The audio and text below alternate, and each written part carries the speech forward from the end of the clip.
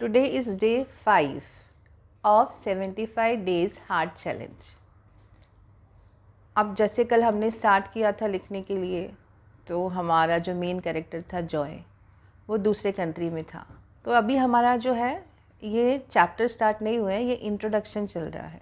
जब भी हम कोई नॉवेल लिखते हैं तो उसमें हमें एक प्री फेज देना पड़ता है। प्री फेज में प्लेस, कैरेक्टर्स, उनके क्वालिटीज़, वो क्या सोचते हैं, बैकग्राउंड कैसा है, क्या जॉब करते हैं, किस एरिया में रहते हैं, क्या लैंग्वेज बोलते हैं, कुछ ऐसा जो उनमें कॉन्फ्लिक्ट के जैसा है, सही या गलत, जिससे वो दूसरों के साथ में उनका कुछ एग्रेशन, प्रॉब्लम, इशू रहता है, वो सब है। तो अभी इंट्रोडक्शन में जॉय जो है वो एक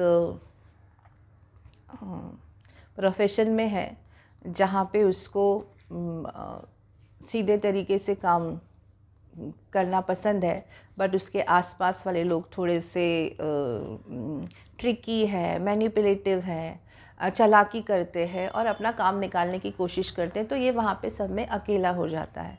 फिर वो ये अपने प्रॉब्लम्स में उलझता जाता है, लोगों के साथ उसके कॉन्फ्लिक्ट बढ़ते जाते हैं। कई बार वो खुद को गलत समझने लगता है कि कहीं मैं ही तो गलत नहीं हूँ। फिर वो एक साइकेट्रिस्ट को भी कंसल्ट करता है इसके लिए, बट साइकेट्रिस्ट जो है वो उसको कुछ एक्सरसाइजेस बताता है। तो ये उसका बैकग्राउंड है। बेसिकली वो एक मिडिल क्लास पर्सन है जिसको सर्वाइवल के लिए काम करना बहुत ज़रूरी है। थोड़ा सा हाइटेड है, गुड लुकिंग है, स्मार्ट है, और फिर भी जो काम करता है वहाँ पे उसकी स्मार्टनेस नहीं, उसकी क्लेवरनेस की ज़रूरत है, बट वो चीज़ें सीधे तरीके से करने की कोशिश कर रहा है तो हो नहीं रही हैं। दूसरा, स्ट्रेट नेचर की वजह से जो मन में आता है बोल देने की वजह से पर्सनल लाइफ, मतलब गर्लफ्रेंड के साथ में भी कुछ प्रॉब्लम है, घर वालों के साथ में भी कुछ प्रॉब्लम चल रहा है। तो ये उसका बेसिक कैरेक्टर है कि he is a true person, but blunt, तीखा है, बातें चुभती है, और इसकी वजह से लोग उसके साथ उतना मिंगल नहीं करते, कनेक्ट नहीं कर पाते। उनको लगता है कि यार इसको कुछ बताएंगे तो ये दूसरों को जाके बता देगा। कुछ काम ऐसे होते हैं इसमें सीक्रेसी ज़रूरत है, ऐसे वो सीक्रेट है पर बेईमानी के लिए सीक्रेट काम नहीं करता है।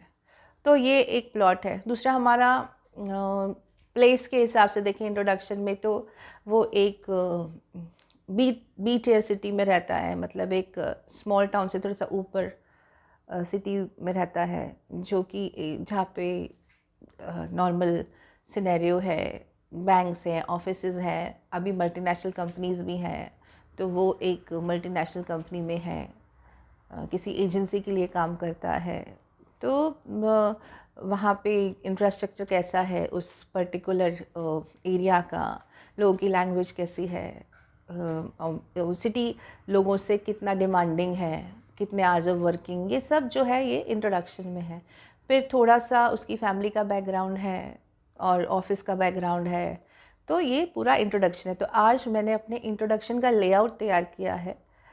लेआउट में आपको हर एक चीज़ जो उस चैप्टर में आने वाली है, कुछ कैरेक्टर्स के बारे में लिखा है, जैसे उसकी गर्लफ्रेंड को थोड़ा सा एलेबोरेट किया है, वो किस टाइप की है और वो कैसे उसका नेचर है और क्या उसके इश्यूज़ हैं, ये तो हम आगे देखेंगे। बट वो उसका क्या नेचर है, उसका फ्रेंड है उसका क्या नेचर है, उसकी मदर का क्या नेचर है, ऐसा मैंने एक लेआउट तैयार किया है, उस पर कुछ लिखा है।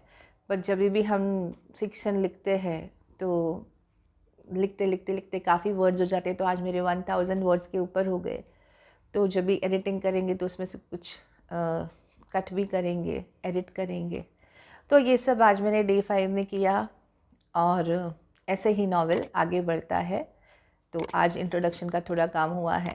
कल इंट्रोडक्शन में कोई और एस्पेक्ट देखेंगे, क्योंकि बुक बड़ी है तो काफ़ी सारी चीज़ें हैं जिनके बारे में पहले से ही हमें सोचना पड़ता है, नहीं तो फिर प्लॉट बीच में जाके अटक जाता है।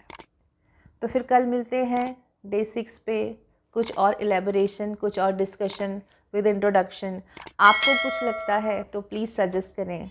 तब तक के लिए चाओ।